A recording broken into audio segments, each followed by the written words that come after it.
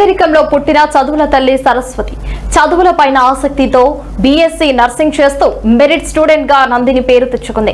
నందిని పడుతున్న కష్టంలో పాలు పంచుకుంటూ తల్లిదండ్రులకు పెద్ద కొడుకులా చేతోడు వాదుడుగా ఉంటూ ఏమాత్రం వీడియో పడకుండా తన ఇంటింటి టీ హోటల్లోనైతే పని చేసుకుంటూ అటు ఉన్నతంగా చదువుకున్న బాలిక.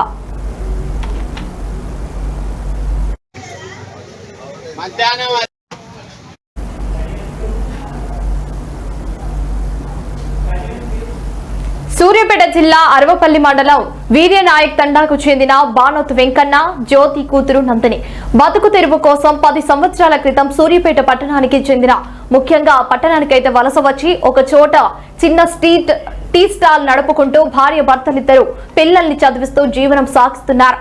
తల్లిదండ్రులు పడుతున్న కష్టాన్ని చూసి పెద్ద కూతురే నందిని చదువులో చిన్నప్పటి నుంచి మెరిట్ స్టూడెంట్ గా ఉంటూ తమ హోటల్లోని కస్టమర్లతో ఏమాత్రం వీడియో పడకుండా టీలు స్నాక్స్ అందిస్తూ కప్పులు కడుక్కుంటూ చదువుకుంటుంది.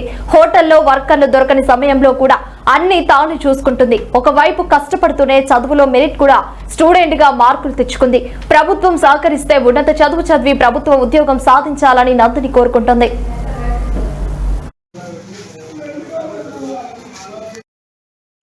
నా పేరు బానోత్ నందిని. నేను బీఎస్సీ నర్సింగ్ ఫస్ట్ ఇయర్ చదువుతున్నా పీజీఎస్ కాలేజ్. మాది శ్రీ వల్లభట్టి.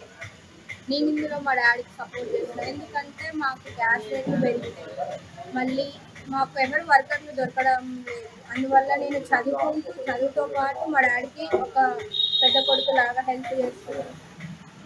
గ్యాస్ రేట్లు పెరిగి మాకు వర్కర్లు దొరకక మా పని మేమే చేసుకోవడంలో తప్పు లేదని తెలుసుకొని మేమే చేసుకుంటున్నాం. అందువల్ల ఎవరేమనుకున్నా మాకు సంబంధం లేదు, మా పని మేము చేసుకుంటూ వెళ్ళిపోతున్నాం. ఇది ఎవరైనా తప్పుగా భావించడం నేనైతే అనుకోవట్లేదు. గొప్ప విషయమే అనుకొని నేను మా డాడీకి సహాయపడుతున్నాను. చదువుతో పాటు ఇటు పని చేసుకుంటున్నాను. హోటల్లో ఆడపిల్లలు పని చేయొద్దని చాలామంది చెప్పినా మా డాడీ ఒక పెద్ద కొడుకులాగా భావించి ఇక్కడ నన్ను